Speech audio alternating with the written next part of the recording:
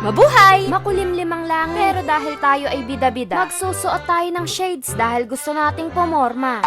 Lumabas na ako sa aking lungga dahil naisipan kong magmeryenda. Tamang-tama yung paglabas natin. Hindi tayo maiinitan sa tirik na araw. Agoy, kala mo, mestisa.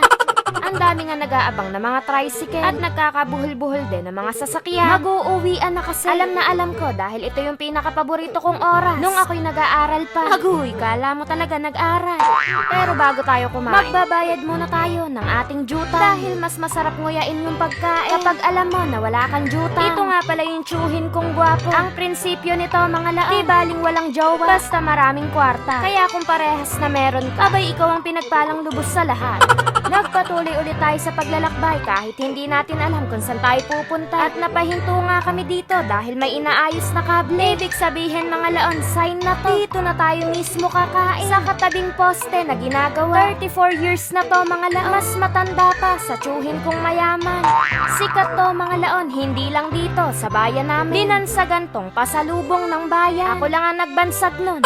Pero dito talaga bumibili ng mga pasalubong para sa mga tiga-ibang bayan. Kahit nga sa ibang bansa nakakarating to. Naway lahat tinapay. Hanggang alas 6 lang sila bukas. Bukas na ulit sila magbubukas. Dahil bukas may panibagong bukas kaya kailangan nilang magbukas. Kagulo mo. Malapit na talaga ang Halloween dahil kita nyo naman yung kisame nila. At dahil meron pala silang Halloween, babalik ako dito sa November 1 para sa trick or treats. Sa sobrang daming pagpipilian, gusto ko na silang kainin lahat. Kakainin lang ha, hindi bibili. Wala namang uhugasang plato dito, kaya goods.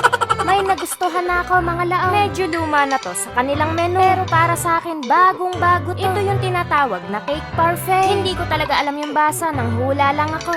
Nagpunta muna ako sa cashier. Magbabayad muna ako dahil kapag nabusog ako, baka makalimutan kong magbayad. Dahil kung may tinatawag na lagnat aso, yung kunwaring nilagnat. Meron din naman tinatawag na limot laon. Nabusog lang, nakalimutan ng magbayad. Hindi ako umaalis dito, mga laon. At hindi talaga ako aalis hanggat wala yung sukli. Pagkaabot sa akin ni madam, binilang ko. Ugaliin dapat ang pagbibilang ng sukli. Hindi dahil sa may trust issue ha. Agoy.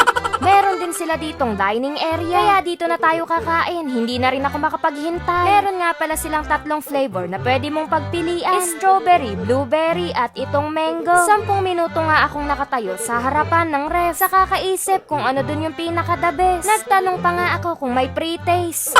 Pero buti na lang, ito yung napili ko, mga laon. Kaya sarap talaga, siyang tunay. Hindi siya ganoon katamis, kaya hindi ka magkakadiabetes. Nakaka-counter din siya nung asim ng mangga. Ganado nga ako sa pagkain. Sa sobrang pagkagana, nabali ko yung sanga ng kutsara.